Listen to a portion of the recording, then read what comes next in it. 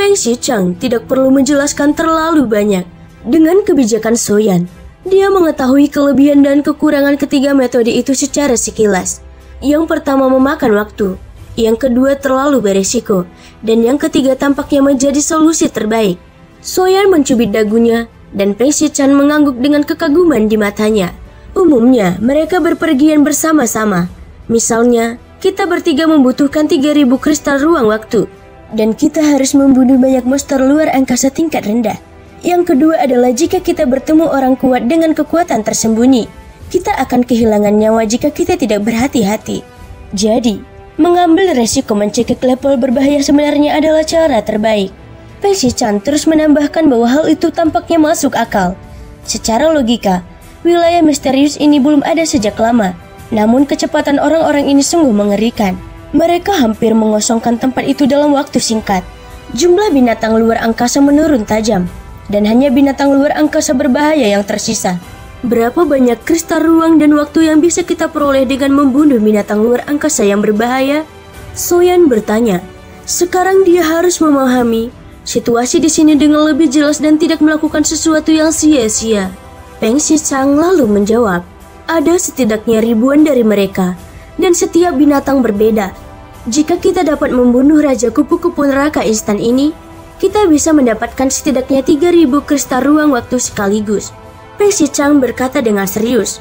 Tatapan matanya tertuju pada wajah Xiaoyan. Angka ini tentu saja tidak diucapkan begitu saja. 3 orang membutuhkan tepat 3.000. Dia ingin menggunakan ini untuk menguji Xiaoyan. Jika kau mencobaiku lagi, aku tidak keberatan membunuhmu sekarang juga. Mata Xiaoyan berubah dingin. Dia menatap Peng Shichang dan 2 wanita di belakangnya dengan tatapan dingin. Peng Shichang juga mengerti apa yang dimaksud Xiaoyan. Dia buru-buru berkata, saudaraku, kamu salah paham. Ini bukan ujian. Jika kamu bisa membunuh kupu-kupu neraka instan kali ini, semua kristal ruang dan waktu yang kamu dapatkan akan menjadi milikmu. Xiaoyan tentu saja tahu bahwa Peng Shichang bukanlah orang baik, tetapi bagaimanapun juga dia tetap berguna. Selain itu, orang ini seharusnya tahu beberapa cara untuk menghadapi kupu-kupu neraka instan. Paling tidak, membawanya akan menghemat banyak waktu. Dengan pemikiran ini, Xiaoyan lalu berkata dengan acuh tak acuh, kau bisa mendapatkan 3 kristal ruang waktu dan aku mendapat 7. Jika kau berani bermain trik, kau harus tahu konsekuensinya.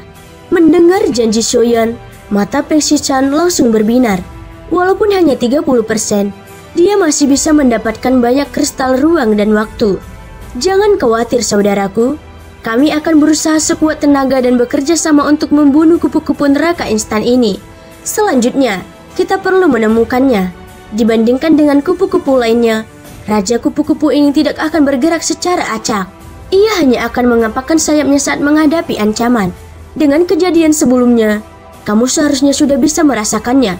Setiap kali mereka mengepakkan sayap, mereka akan membangkitkan kekuatan aturan yang dapat menghancurkan segalanya. Xiaoyan mengangguk sedikit. Dia langsung bertanya ke intinya. Jadi, apakah kamu punya cara untuk mengatasinya? Peng Shichang juga mengerti bahwa jika dia ingin mendapatkan 30% kristal ruang dan waktu, dia harus membayar sesuatu. Sebelum ini, kami sudah mencoba 3 kali. Tetapi setiap kali kami tidak mampu menahan kekuatan sayapnya. Bahkan keabadian dewa tingkat ketiga saja tidak cukup. Makhluk ini mempunyai kelemahan yang nyata, yaitu takut terhadap api. Tetapi hal pertama yang harus dilakukan adalah mendekatinya. Setiap kali ia mengepakkan sayapnya, ia akan langsung menghilang. Aku punya formasi yang dapat menutupi planet ini sepenuhnya dan mengunci posisinya dengan cepat. Selama kami mengejarnya terus-menerus dan menahan kekuatan kepakan sayapnya, kami bisa membunuhnya. Peng Shichang terus menjelaskan secara terperinci. Jelas dia pernah mencobanya sendiri. Planet ini tidak luas, hanya saja kekuatan jiwanya tidak dapat menutupinya sepenuhnya. Hal yang terpenting adalah menentukan lokasi Raja Kupu-Kupu Neraka. Kemudian pengejaran terus-menerus diperlukan untuk memperoleh kesempatan membunuh. Seperti yang Anda lihat, mengandalkan kekuatan jiwaku saja tidak cukup. Aku khawatir aku butuh bantuanmu untuk menyiapkan formasi. Peng Shichang berkata sambil tersenyum kecut. Sementara Xiaoyan menarik damo dari lengan bajunya. Dengan pikirannya, cahaya biru memancar dari mata besar damo. Penyebarannya sangat cepat, dan seluruh planet seketika diselimuti cahaya biru. Formasi tak terlihat dengan cepat terbentuk. Adegan ini sontak saja membuat pupil mata Pensi-chan tiba-tiba menyusut. Menurutnya, formasi inilah yang menjadi kartu trupnya. Tanpa kartu trup ini, dia tidak akan mampu membunuh kupu-kupu neraka instan. Dia tidak menyangka bahwa Soyan akan mengaturnya hanya dengan lambaian tangannya. Pola formasi yang samar-samar muncul dari atas kepalanya bahkan lebih canggih dan kuat daripada formasinya sendiri. Setelah selesai, Xiaoyan menatap Peng Shichang yang masih terkejut. Dia bertanya, "Sekarang bagaimana kita menemukannya?" Peng Shichang tertegun sejenak sebelum tersenyum pahit. "Kita dapat menilai dari kepadatan bubuk di sekitar kita. Tanpa lokasi yang akurat, akan sulit untuk mencarinya." Setelah membuat rencana, 6 sosok termasuk Peng Shichang dan 2 lainnya berangkat lagi untuk mencari Raja Kupu-Kupu. Tak lama kemudian, seperti yang dikatakan Peng Shichang, sisik-sisik biru muncul di sekelilingnya seperti kabut. Kelihatannya tembus cahaya dan menutupi area ruang yang luas. Peng Shichang bersikap bijaksana dan mengeluarkan api binatangnya untuk membakar semua bubuk di sekitarnya. Planet ini kosong. Tampaknya tidak ada makhluk hidup lain kecuali kupu-kupu neraka instan. Dan tidak ada makhluk kuat lain yang muncul untuk saat ini. Di antara binatang buas luar angkasa yang berbahaya ini, kupu-kupu neraka instan ini pasti sangat kuat dan sulit dihadapi. Jadi tidak ada orang kuat lain yang berani memprovokasinya sekarang. Selain cangkang kepompong yang tak terhitung jumlahnya, seluruh tanah runtuh. Mereka terus mencari keberadaan Raja Kupu-kupu neraka instan berdasarkan kepadatan bubuk sisik. Bubuk sisik di sekitarnya segera menjadi semakin padat. Dan area besar bubuk biru terlihat di depan mata. Raja Kupu-kupu seharusnya ada di depan. Peng Shichang berteriak. Kelompok Xiao segera bergerak maju. Matanya menyapu lingkungan sekitar yang gelap. Sisik-sisik itu terhalang oleh sejumlah besar bubuk sampai api binatang milik Peng Shichang mulai berjuang dan tidak dapat menghilangkan bubuk itu. Pikiran Soyan bergerak sedikit. Seekor naga api mengemun dan dengan cepat menyebarkan bubuk sisik biru di sekitarnya. Mengapa roh jahat di sini begitu kuat? Setelah memasuki tempat ini, Soyan menyadari sesuatu yang aneh. Naga api itu berputar-putar, dan kemanapun naga api 3 warna itu menyapu, sisik-sisik dan bubuknya terbakar menjadi abu. Segera setelah itu, nyala api putih bayan berkobar untuk menerangi sekelilingnya. Saat berikutnya, semua orang berhenti sejenak, kecuali Ye Beijing yang tetap tidak tergerak. Pupil mata semua orang menyusut. Di balik kegelapan itu, sebenarnya ada cacing-cacing panjang yang menggeliat, yang terus-menerus memintal benang sutra dan menenun kepompong. Jelas, semuanya itu adalah larva kupu-kupu neraka instan. Dan saat mereka terkena cahaya, larva tersebut langsung menyemburkan sisik biru yang tak terhitung jumlahnya. Pada saat yang sama, dalam kegelapan, 2 cahaya biru yang menyilaukan melesat di depan Soyan dan yang lainnya, tanpa diragukan lagi menutupi sosok mereka. Saat berikutnya, suara frekuensi rendah yang langsung menuju pikiran datang seketika. Peng Shichang melambaikan tangannya, dan sebuah lonceng emas muncul di depannya, melarutkan serangan gelombang suara. Xiaoyan juga sudah siap dan menyelimuti mereka semua dengan jiwa alam domainnya. Meskipun tidak dapat dihindari sepenuhnya, semuanya masih dalam kisaran yang dapat ditoleransi. Meledak, Xiaoyan hanya berteriak pelan, dan naga api 3 warna itu meledak. Kekuatan jantung api menyebar dengan cepat, membakar sisik biru dengan kecepatan tinggi. Dalam sekejap, tempat itu berubah menjadi lautan api. Dan pada saat yang sama, lokasi 2 sinar cahaya biru dapat terlihat dengan jelas. Seekor kupu-kupu neraka instan raksasa tengah merangkak di tanah, dan larva yang tak terhitung jumlahnya di depannya tampaknya semuanya adalah keturunannya. Saat Soyan masih berpikir, dia tiba-tiba merasa linglung. Ruang di depannya terdistorsi, dan posisinya salah tempat. Ye Beijing dan Xiao Yueli di sampingnya menghilang. Namun, Peng Shichang tidak menyebutkan kemampuan ini. Saat ini, Soyan dikelilingi oleh sisik dan bubuk biru, dan berada ribuan kaki jauhnya dari lokasi Raja Kupu-kupu. Soyan sedikit mengernyit, api 3 warna segera melonjak keluar dari tubuhnya. Detik berikutnya, dia berubah menjadi seberkas api dan menyerbu ke arah Raja Kupu-kupu. Namun pada saat ini, ruang kosong di belakang Raja Kupu-kupu tiba-tiba membentuk lubang cacing kecil, dan sosoknya tiba-tiba menghilang. Ruang spasial, mungkinkah kemampuan ini berhubungan dengan jiwa Poit? Pemandangan ini sontak saja mengejutkan Soyan. Semua binatang luar angkasa yang ditemui sebelumnya tidak memiliki kemampuan spasial. Tetapi kemampuan Raja Kupu-Kupu Neraka Instan ini berada di luar imajinasinya. Dia benar-benar memiliki kemampuan seperti itu. Di bawah kecepatan guntur jilai, jarak ribuan kaki menyusut hanya dalam sekejap. Pada saat yang sama, Soyan terus membentuk segel dengan tangannya, dan api 3 warna mulai menyatu dengan gila-gilaan. Tapi, sebelum Soyan bisa menyatukan teratai api Buddha 3 warna itu, Raja Kupu-Kupu itu kembali lagi ke titik awal tanpa jejak apapun. Tampaknya selama Soyan mendekat, ia akan memasuki lubang cacing untuk mengatur ulang posisinya. Soyan menginjak guntur ekstrim lagi dan mendekatinya dengan kecepatan penuh. Di mata Soyan, ketika dia sudah mendekati kedua cahaya biru itu, makhluk itu akan kembali ke titik awal.